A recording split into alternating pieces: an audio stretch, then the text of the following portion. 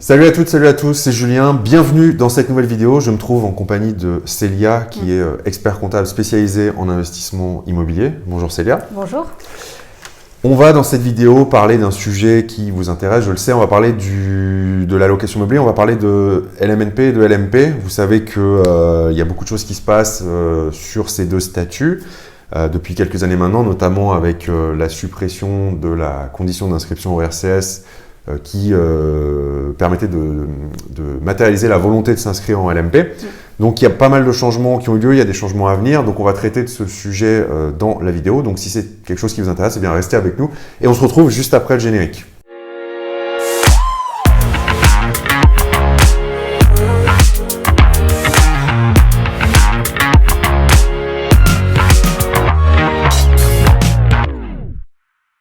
Donc Célia, écoute, merci d'accepter de répondre à ces questions aujourd'hui. Je pense que c'est assez important. Je l'ai dit en introduction, il s'est passé beaucoup de choses depuis 2-3 ans dans le monde de la location meublée.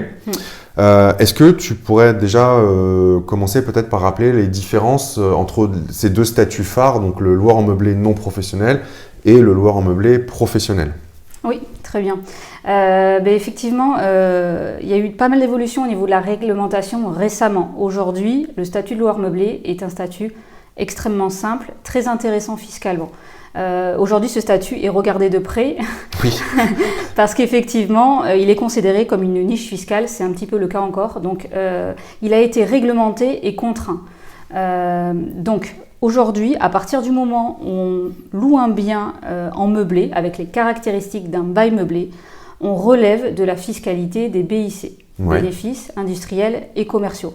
Donc on peut adopter le statut loueur meublé au réel. C'est souvent ce régime qui est plébiscité par les investisseurs parce qu'il est intéressant fiscalement. On va pouvoir amortir comptablement le bien, c'est-à-dire qu'en fait on va générer des charges qui ne sont pas décaissées et qui permettent de réduire la base d'imposition annuelle.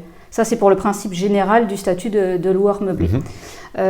Donc, effectivement, quand on commence à investir, on va se placer sous ce statut bien souvent non professionnel. Non professionnel, aujourd'hui, en fait, c'est lorsque l'on n'est pas professionnel. C'est la définition, effectivement. Et aujourd'hui, qu'est-ce qu'un loueur meublé professionnel? Pour être qualifié de loueur meublé professionnel, il faut répondre à deux conditions qui sont cumulatives. C'est-à-dire avoir plus de 23 000 € de recettes à l'année. Donc recettes, c'est loyer et charges, effectivement. Lorsque l'on dépasse ces 23 000 €, on peut être professionnel, mais ce n'est pas automatique. Il y a une seconde condition. Il faut que ces revenus de la location meublée dépassent les revenus au niveau du foyer fiscal. D'accord. Donc c'est les deux conditions. C'est pas automatique, c'est-à-dire qu'effectivement, aujourd'hui, quelqu'un qui a par exemple 50 000 € de recettes à l'année issues de la location meublée, mais qui, au niveau de son impôt sur le revenu, déclare peut-être 70 000 € de revenus à l'année, aujourd'hui, il est considéré comme non professionnel. C'est pas parce qu'il a dépassé les 23 000 € qu'on est automatiquement professionnel. D'accord. Donc aujourd'hui, il faut qu'il y ait ces deux conditions cumulatives. Effectivement, le critère d'inscription au RCS a été supprimé. Donc aujourd'hui, en fait, on apprécie la qualité de loueur meublé en fonction de ces deux critères. D'accord, ok. Professionnel, pardon. Professionnel, oui, c'est ça. C'est-à-dire qu'avant, en plus, il fallait aller s'inscrire au RCS, ça a été supprimé en 2018, il me semble, et ça a été un peu fouillis pendant 2 ans, maintenant on sait que voilà, c'est automatique.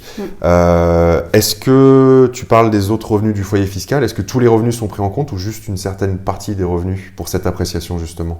Alors, il s'agit des revenus du travail en fait. D'accord. Donc si j'ai des revenus fonciers, on est d'accord que c'est pas pris en compte? Ils sont exclus du critère. D'accord. Idem pour des dividendes par exemple? C'est ça. Ok, d'accord. Bon, c'est pour un peu recadrer parce que il y a aussi des personnes qui pourraient intégrer des revenus fonciers importants alors qu'en fait pas du tout, c'est pas pris en compte. D'accord. Tu viens de dire que la condition d'inscription RCS avait été supprimée. Quel impact finalement ça peut avoir cette chose qui peut paraître anodine en apparence pour les investisseurs? Alors l'impact, c'est qu'effectivement, on bascule de fait en loueur meublé professionnel à partir du moment où on dépasse ces seuils, effectivement. Donc en fait, c'est de fait qu'on est qualifié de professionnel. Mais on va dire que les choses ne se déclenchent pas naturellement, notamment au niveau des cotisations sociales. Oui. Parce que pour rappel, à partir du moment où on exerce une activité donc, à titre professionnel, comme un loueur meublé professionnel, on doit s'affilier au régime des cotisations sociales des indépendants.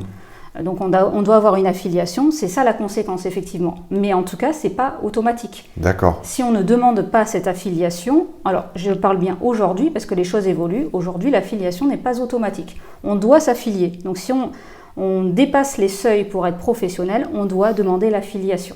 D'accord. Ce qui fait débat, alors encore une fois, aujourd'hui, parce que comme tu l'as dit, les choses évoluent relativement rapidement.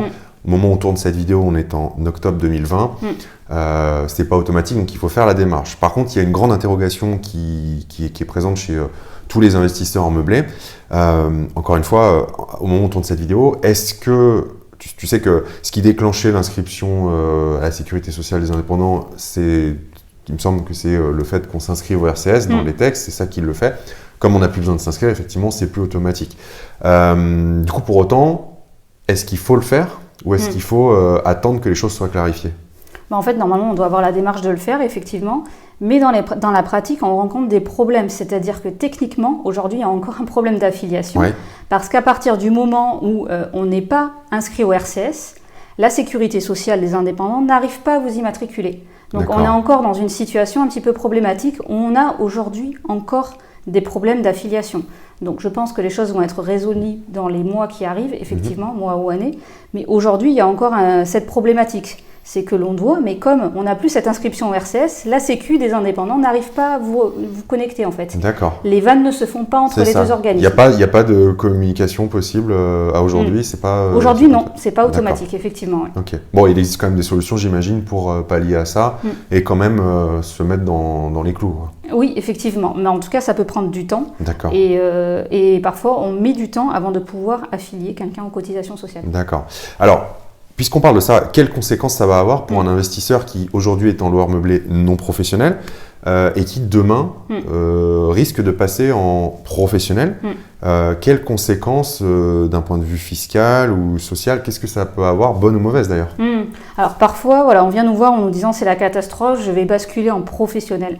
Alors attention, déjà les choses, je pense, s'anticipent, mais le passage en professionnel, c'est pas forcément la catastrophe. C'est-à-dire que au niveau du régime fiscal, déjà, on continue à amortir le bien. Ouais. Donc les amortissements sont toujours déductibles. Donc on reste toujours dans un régime qui est intéressant fiscalement. Donc ça, c'est la première chose. Effectivement. Par contre, la conséquence, c'est effectivement cette affiliation aux cotisations sociales. Mais attention, ces cotisations sociales, elles sont calculées sur le résultat comptable annuel. C'est-à-dire que l'incidence, en fait, très concrètement, peut être significative si vous avez un résultat comptable qui est bénéficiaire. Si vous êtes en déficit, en fait, d'un point de vue social, il y aura très peu de conséquences puisqu'on vous appellera sur les cotisations sociales minimales. Qui sont de l'ordre de... C'est à peu près 1 200 € par an. Donc c'est pour ça que l'impact, il n'y a pas forcément un impact qui est extrêmement significatif. Mais en effet, ça dépend de la rentabilité. Si on est sur de la location saisonnière, attention, avec une très forte rentabilité, l'impact peut être assez important. Oui, donc pour que les choses soient claires, la base des cotisations, c'est sur le résultat fiscal ou comptable, qu'est-ce qui va servir de référence en fait? C'est ça sera le résultat fiscal, c'est le résultat en fait après amortissement. D'accord. Donc si les amortissements permettent de générer un déficit, on n'a pas trop de problématiques, effectivement, c'est ce que je disais. Okay. C'est sur le résultat que l'on va imposer, notamment à l'impôt sur le revenu. Okay. C'est sur ce résultat-là. Okay. L'impact, il est surtout à ce niveau-là. C'est pour ça qu'il faut valider la rentabilité. Si on est dans le cadre d'une exploitation d'un bien qui est effectivement très rentable, l'impact peut être assez significatif puisqu'on sera à peu près à 40% du résultat. Ouais, c'est là où il faut bien l'anticiper comme tu dis, et c'est important d'être bien accompagné parce que justement, passer d'une cotisation minimale de 1 200 € à 40% du résultat, si vous avez un résultat qui est assez important, ça peut vite faire mal, quoi. Alors attention également, pour relativiser également cela, les cotisations sociales, une fois qu'on les calcule, elles sont déductibles ensuite du résultat annuel. Donc elles vont permettre encore de réduire le résultat annuel qui est fiscalisé. Et autre chose, puisqu'on paye des cotisations sociales, lorsque l'on déclare ses revenus au niveau de l'impôt sur le revenu, on ne paiera plus les cotisations sociales, la CSG-CRDS, les 17,2%. D'accord, donc ça veut dire que quelqu'un qui aurait 30% de tranche marginale, il paierait juste 30%. C'est ça, et non pas les 17,2 de plus. D'accord, ok. Oui, donc finalement, c'est vrai que c'est souvent, ça fait peur aux investisseurs ce statut, notamment parce que moi j'ai souvent entendu dire aussi que, attention, les charges que tu as créées en LMNP ne sont pas reportables sur le nouveau statut, elles vont s'arrêter. Est-ce que tu as des solutions pour ça, pour éviter de trop perdre sur ces charges qui n'auraient pas été utilisées ou... Alors, pour relativiser ça également, les amortissements que l'on n'a pas imputés une année, eux n'ont pas de durée dans le temps. Ils sont reportables de manière indéfiniment. D'accord. Au-delà des 10 ans de report du déficit. Okay. Donc là, les amortissements, attention, vous ne perdrez jamais le bénéfice de déduction des amortissements. Donc ça, c'est une chose importante. L'impact, il est également important au niveau du passage en professionnel, c'est surtout sur la qualification de la plus-value au moment de la revente. Ouais. Et cet impact, il est en fait annuel, puisqu'on regarde la situation de loueur meublé, professionnel ou non professionnel, au moment où on revend. Donc il faut avoir en tête effectivement qu'il justement il faut anticiper les choses, parce qu'une année on peut être non professionnel et une année on peut être professionnel, en fonction de l'évolution de ses revenus personnels notamment. D'accord. Alors ça, tu soulèves une question hyper intéressante que plein de gens se posent. Le cas concret que tu viens de citer. Imaginons, voilà, l'année prochaine, je suis non professionnel. L'année d'après, parce que les revenus ont évolué, je deviens pro. Et imaginons que l'année encore après, c'est l'inverse qui se passe. Je n'ai plus les conditions qui font que je suis professionnel. Comment ça va se passer? Est-ce qu'on reste malgré tout professionnel et on ne bouge plus, ou est-ce que finalement on rebascule non professionnel? Est-ce que tu sais aujourd'hui, est-ce qu'on a une visibilité sur la façon dont ça va être appréhendé?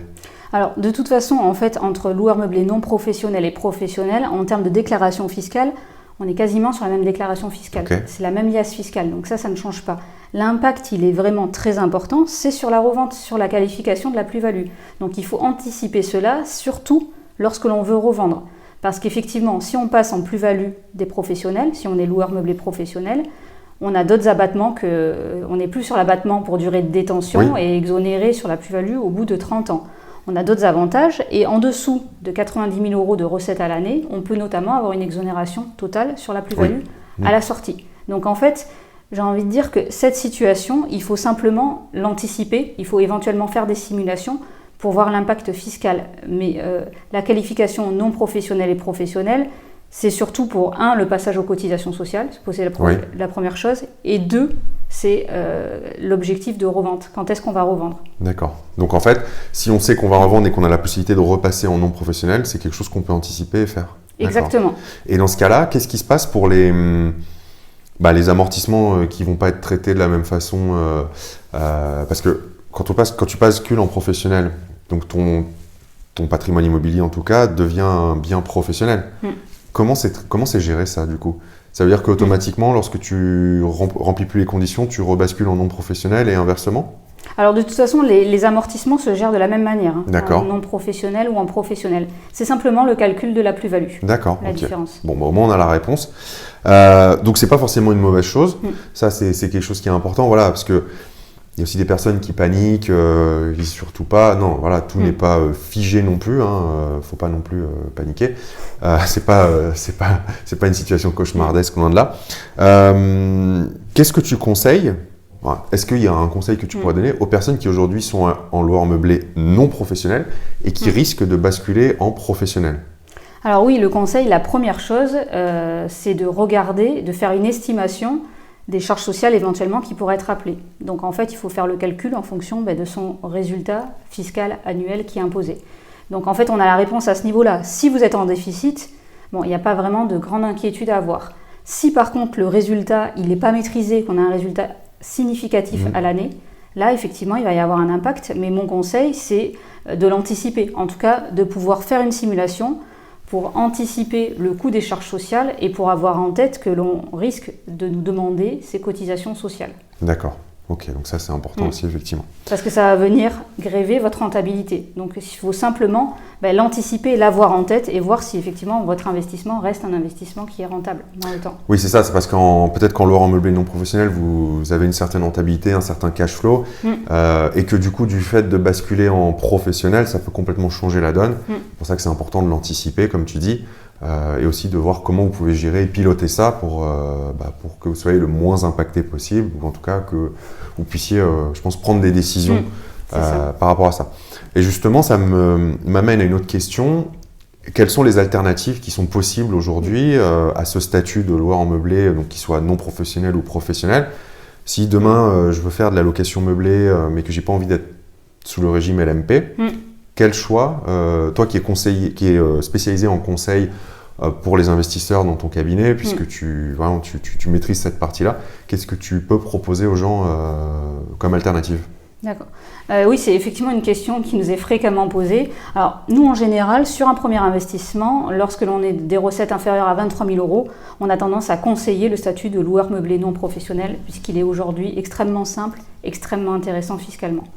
Par contre, effectivement, lorsque l'on a des revenus qui commencent à dépasser ces seuils, ou lorsque l'on passe en professionnel, on a tendance à conseiller d'opter pour un autre mode d'exploitation en complément, justement pour sécuriser ces modes d'investissement. D'accord. On a tendance à renvoyer, donc ça peut être sur une SCI, par exemple à l'impôt sur les sociétés, où on est sur un régime fiscal qui va être stable dans le temps.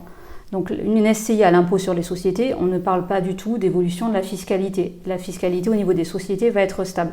Donc ça va être un investissement qui peut être intéressant en complément. Tout dépend de son objectif. Ça va plutôt être un objectif, en tout cas, patrimonial à long terme. D'accord. Ok. Donc ça, c'est aussi quelque chose, j'imagine, que tu prends le temps d'étudier avec tes clients, justement, en fonction de la situation personnelle, des objectifs. Voilà, moi, je dis souvent aux gens que quand on se positionne en immobilier, on est dans une optique de marathon et pas de sprint. C'est vraiment, on est sur du moyen long terme. Donc, il ne s'agit pas de choisir un statut un peu à l'arrache sans se poser toutes ces questions qui sont quand même très importantes, quoi. Mais effectivement, ça s'anticipe en tout cas. Quand on a commencé à investir, on doit anticiper sur son prochain statut d'investissement. Est-ce que c'est judicieux de continuer à investir sous ce statut ou est-ce qu'il ne serait pas intéressant d'adopter un autre statut complémentaire pour pouvoir poursuivre ses projets d'investissement? D'accord, ok. Bon, bah écoute Célia, je pense que c'est clair. Merci pour toutes ces infos. Moi-même, j'y vois un peu plus clair, donc c'est plutôt une bonne chose. Ce que je vais faire, il y a ma fiche qui tombe. Ce que je vais faire, c'est que je vais vous mettre les coordonnées de Célia sous la vidéo. Vous avez peut-être vu dans une autre vidéo qu'on a faite ensemble. Tu accompagnes des investisseurs, tu as ton cabinet d'expertise comptable. Tu es basé à Bordeaux, mais tu peux accompagner des gens dans toute la France. Et tu as vraiment cette casquette en plus. Tu es toi-même investisseur immobilier. Donc voilà, Célia a vraiment cette expertise que vous êtes beaucoup à chercher. Donc n'hésitez pas à la contacter si vous êtes à la recherche de quelqu'un pour vous accompagner dans votre démarche, dans votre projet immobilier, dans votre vie d'investisseur. Je vous remets toutes ces coordonnées en dessous de la vidéo. Merci encore à toi. Merci à toi, Julien. J'espère que ça vous a plu. Si c'est le cas, n'hésitez pas à mettre un pouce levé et surtout pensez à vous abonner à la chaîne. Vous pouvez cliquer sur le lien qui s'affiche à l'écran. Comme ça, vous serez informé dès que je publierai une vidéo sur l'investissement immobilier. Merci en tout cas d'avoir regardé cette vidéo jusqu'au bout. Merci de votre fidélité et je vous dis à très vite.